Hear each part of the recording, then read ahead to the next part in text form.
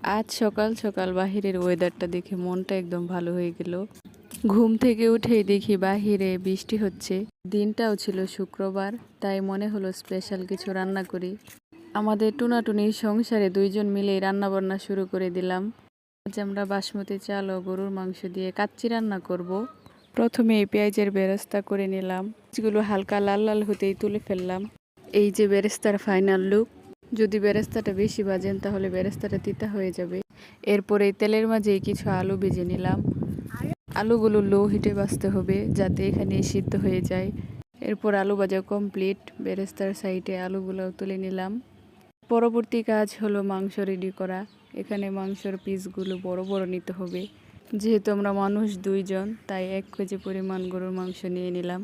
এরপর রসুন বাটা, আদা বাটা দিলাম, পেঁয়াজ দিলাম, আবার কিছু কাঁচামরিচও দিলাম। এরপর কিছু জিরের গুঁড়ো, মরিচের গুঁড়ো, হলুদের গুঁড়ো সব কিছুই দিয়ে নিলাম। এরপর সামান্য পরিমাণ লবণ দিয়ে নিলাম। এলাচ, দারচিনি, লবঙ্গ, গোলমরিচ, তেজপাতা ও কাচ্চির মশলা দিয়ে নিলাম এবং সামান্য পরিমাণ মাংসের মশলাও দিলাম। কিছুটা বেরেস্তা দিলাম। এরপর জয়ফল, জয়ন্ত্রী, বাদাম এখানে পেস্ট করেছিলাম, এগুলো দিয়ে দিলাম।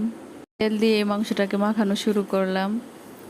মশলাটাকে ভালো করে মিশিয়ে চুলায় বসিয়ে দিলাম। যেহেতু কাচ্চির পরিমাণ অল্প, তাই মাংসটাকে আগে রান্না করতে হবে।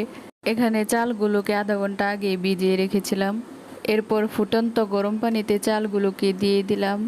চালগুলো হাফ সিদ্ধ হতে ঢেলে নিলাম যাতে পানিটুকু ঝরে যায়। এদিক দিয়ে আমার মাংসটাও হয়ে গেল, তাই মাংসের উপরে চালগুলো দিয়ে দিলাম।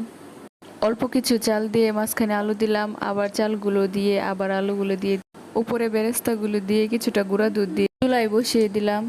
এই যে আমাদের কাচ্চি রান্না ডান। এবার খাওয়ার পালা, দেখি কেমন হয়েছে। এই যে কাচ্চির ফাইনাল লুক। এত মজা হয়েছিল যা বলার মতো নয়। মাংসগুলো খুব নরম হয়েছিল। বাবা মেয়ে দুইজন মিলে রিভিউ দিয়েছিল, এক কথায় অসাধারণ হয়েছে নাকি।